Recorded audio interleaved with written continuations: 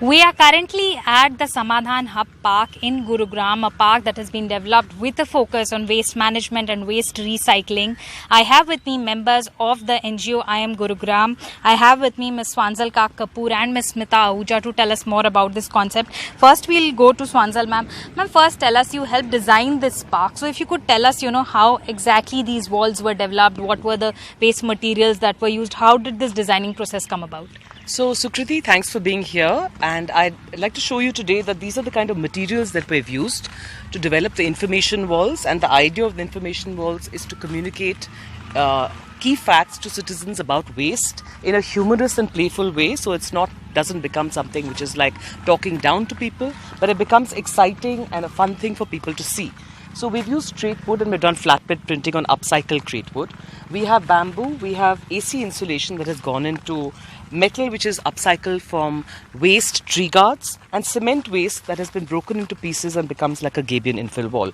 It's also two-sided. So the idea is that later on, if we want to have temporary exhibitions or we want to expand our signage, the other side can also be used, so you can walk on either side of these walls. Right.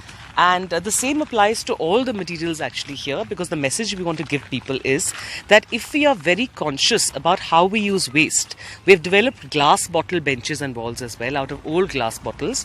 And typically, if you see what one sees even globally, you have very ugly looking upcycling of waste materials. It's not always beautiful.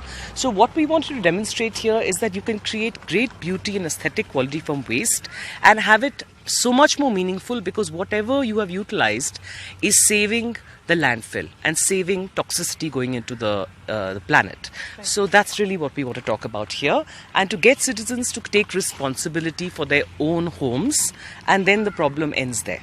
Right. Thank you, ma'am, for speaking to us and taking from that point of citizens taking responsibility. I have Smita ma'am here with us. Ma'am, if you could take us through the recycling station and how citizens can actually make an impact by taking actions themselves.